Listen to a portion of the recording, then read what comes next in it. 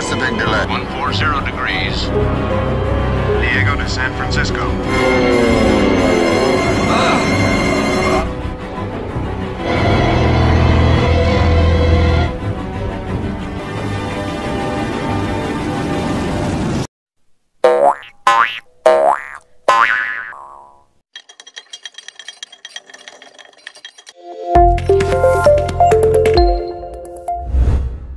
Film berawal di sebuah bandara, di mana terlihat sepasang kekasih yang bernama Alan dan Nancy. Alan adalah seorang pelatih atau instruktur pilot, sedangkan Nancy adalah seorang pramugari.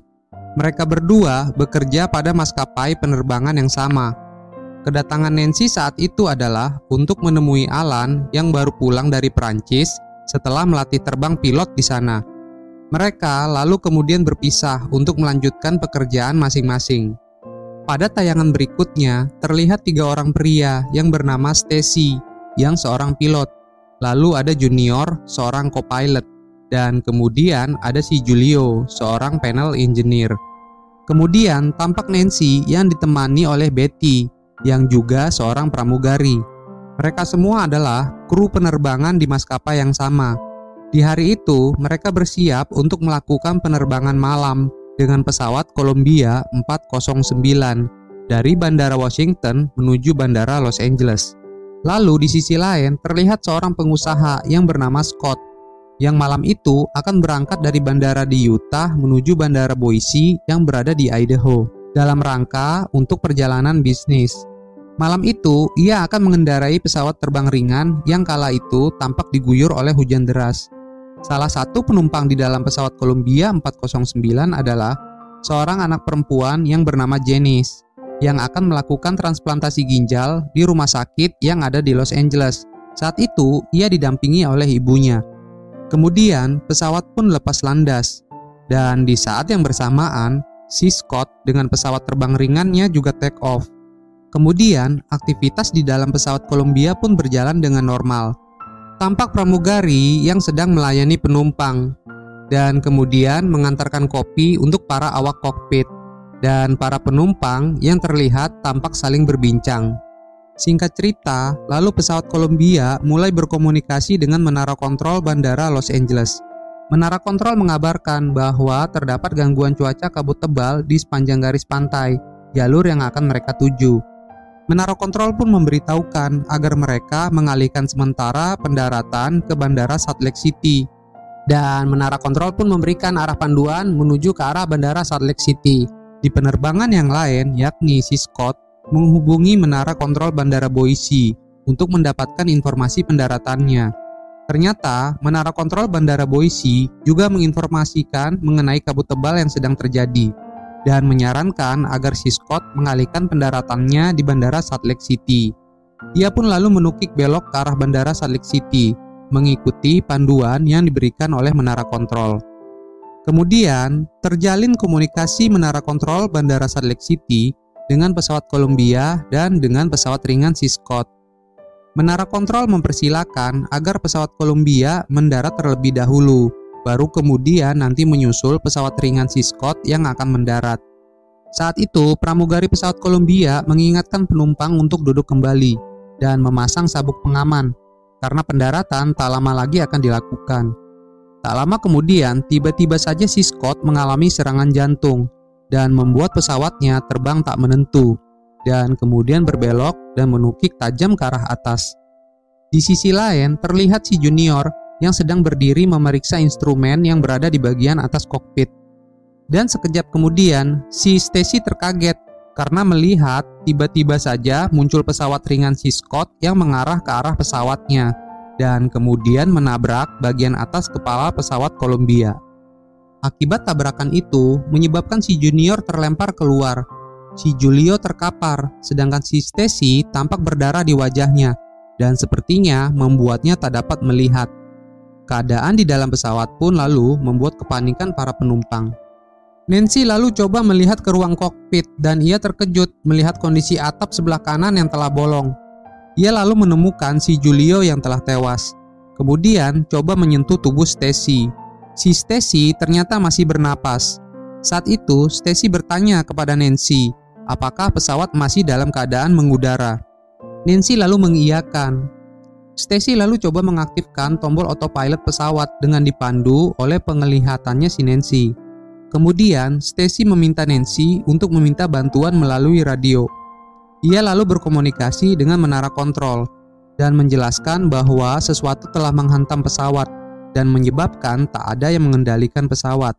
Ia juga menjelaskan kondisi atap yang berlubang dan panel engineer yang rusak. Tak lama kemudian, laporan perihal yang dialami oleh pesawat Columbia 409 diterima oleh Wakil Direktur Operasional Penerbangan yang bernama Patroni. Patroni saat itu agak sedikit cemas karena yang menjadi penumpang di pesawat itu terdapat istrinya yang bernama Helen beserta anaknya yang bernama Joe. Patroni lalu menghubungi si Alan yang merupakan instruktur pilot. Si Alan terkejut karena setaunya pesawat Columbia 409 adalah pesawat yang diawaki oleh pacarnya, yaitu si Nancy. Patroni dan Alan kemudian menaiki pesawat jet operasional. Mereka mencoba menyusul pesawat Columbia. Dari dalam pesawat jet itu, Alan kemudian memandu si Nancy untuk mengecek indikator ketinggian, kecepatan udara, dan panel instrumen lainnya. Lalu, karena pesawat Columbia terbang rendah di antara pegunungan, si Alan memintanya untuk mengubah arah penerbangan dengan menggerakkan konsol kendali kemudi pesawat. Saat itu, Nancy sempat ragu akan kemampuannya. Namun, dengan dorongan semangat dari si Alan, akhirnya si Nancy memberanikan diri dan berhasil membuat pesawat berubah arah sesuai panduan dari si Alan. Selang beberapa menit kemudian, tampak sebuah pesawat tempur yang terbang sejajar di samping pesawat Columbia. Sang pilot tempur melaporkan kondisi badan pesawat, termasuk lubang besar di atap pesawat, dan ia juga melihat terdapat kebocoran bahan bakar di bagian sayap. Menara kontrol lalu meminta Nancy untuk mengecek indikator bahan bakar yang ada di panel engineer untuk memastikan jumlah bahan bakar pesawat. Nancy lalu mengecek, dan untungnya bahan bakar pesawat masih dalam keadaan cukup, mengingat kebocoran yang terjadi di sayap pesawat. Patroni lalu mempunyai ide untuk memasukkan pilot ke dalam kokpit pesawat Columbia melalui lubang yang ada di atas atap pesawat. Ia lalu menghubungi Pangkalan Angkatan Udara, meminta bantuan pilot militer terlatih yang mampu melakukannya. Kemudian ia beserta Alan mengarahkan pesawat jetnya menuju Bandara Salt Lake City untuk menyiapkan rencana. Kemudian didapatilah seorang pilot militer yang siap melakukannya. Helikopter pun tiba di Bandara Salt Lake City. Patroni, si Alan, dan sang pilot militer menaiki helikopter itu untuk menyusul pesawat Columbia. Tayangan berpindah kembali. Pada saat Nancy berkomunikasi dengan menara kontrol, tiba-tiba saja puing yang ia pegang jatuh dan menimpa panel radio dan menyebabkan komunikasi dengan menara kontrol terputus. Nancy lalu menyadari pegunungan di depannya yang akan tertabrak pesawat apabila ketinggian pesawat tak ia ubah. Saat itu ada Betty bersamanya. Betty lalu coba bertanya kepada Stacy apa yang harus dilakukan untuk mengubah ketinggian pesawat. Setelah mendapatkan panduan dari si Stacy, si Betty lalu memberitahukan kepada Nancy. Karena pesawat semakin mendekati pegunungan di depannya, Nancy secepatnya memajukan tuas dorong dan mengendalikan konsol kemudi. Dan untuk kedua kalinya, ia berhasil menyelamatkan pesawat. Helikopter lalu tiba di atas pesawat Columbia. Sang pilot militer lalu diturunkan. Ketika mendekati lubang di atas atap pesawat, sang pilot tampak kesulitan untuk memasuki pesawat karena tiupan angin yang kencang. Pada saat ia hampir saja berhasil, tiba-tiba handle pelepas tali atau kabel selingnya yang ada di jaket safety-nya tersangkut dan menyebabkan kabel seling lepas dan membuat tubuh yang belum sepenuhnya berhasil masuk ke dalam kokpit akhirnya tertarik keluar dan terjatuh. Karena tak ada cara lain, si Alan lalu berusaha untuk menggantikan sang pilot militer tadi. Ia pun lalu diturunkan secara perlahan dari helikopter menuju lubang pesawat. Hal yang sama terjadi, ia kesulitan untuk meraih pegangan agar dapat masuk ke dalam lubang. Kemudian dengan pantang menyerah, ia akhirnya berhasil masuk ke dalam kokpit. Lalu ia meminta Nancy untuk menenangkan para penumpang karena ia akan mematikan salah satu mesin pesawat yang rusak. Si Alan lalu membawa dan mengarahkan pesawat ke Bandara Salt Lake City. Di landasan tampak telah standby mobil pemadam kebakaran. Pesawat lalu coba didaratkan oleh si Alan. Roda berhasil dikeluarkan dan beruntung roda berhasil menyentuh aspal runway. Namun kemudian masalah diketahui.